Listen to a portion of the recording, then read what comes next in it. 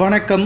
சற்று முன் கிடைக்கப்பெற்ற மிக மிக முக்கியமான செய்தி ஒன்று வெளியாகி உள்ளது.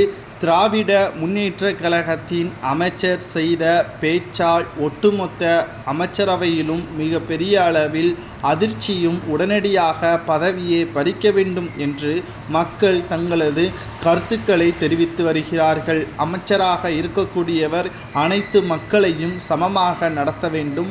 ஒரு அரசு பொறுப்பில் இருக்கக்கூடிய ஒருவர் அனைவரையும் சமமாக நடத்தவில்லை என்றால் அவரை பதவியிலிருந்து பறிப்பதுதான் சரியாக அமையும் என்று எதிர்க்கட்சியினரும் தற்பொழுது மிகப்பெரிய அளவிலான போராட்டத்தை நடத்த ஆரம்பித்து விட்டார்கள். ஏற்கனவே அண்ணா பல்கலைக்கழக மாணவி விவகாரம் ஒரு பக்கம் போய்கொண்டிருக்கக்கூடிய நிலையில் தற்பொழுது அமைச்சர் பத்திரப்பதிவுத்துறை அமைச்சர் மூர்த்தி அவர்கள் நாங்கள் ஆண்ட பரம்பரை என்றும் மதுரையில் பேசிய வீடியோ சமூக வலைதளங்களில் வைரலாக பரவி வருகிறது.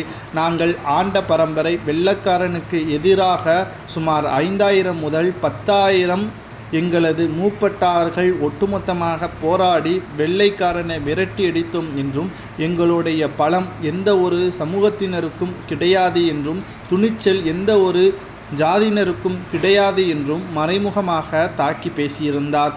இதனால் நீங்களும் கருவறையில் இருந்துதான் பிறந்திருக்கிறீர்கள், நாங்களும் கருவறைக்குள் இருந்துதான் வந்திருக்கிறோம், இதில் எங்கிருந்து வந்தது ஜாதி என்றும், உங்களது ஜாதியால் கடைசியில் எல்லோருக்கும் மண்ணறைதான் என்றும் பலரும் விமர்சனம் செய்து வருகிறார்கள். குறிப்பாக திமுக ஆட்சியை பொறுத்தளவிற்கு ஜாதி சமய கோட்பாடு கிடையாது என்றும் அவர்களது கொள்கையிலேயே இருக்கிறது.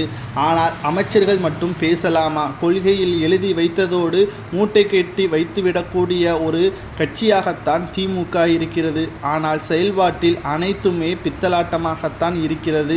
தங்களுடைய சாதி பெருமைகளை கூறி வேட்பாளருக்கு சாதி அடிப்படையில் ஒதுக்கீடு செய்து கட்சிக்குள் சாதி அடிப்படையில் பதவி உயர்வு செய்வது எல்லாம் சரியா என்ற கேள்வியும் இதன் மூலமாக எழுப்பப்படுகிறது.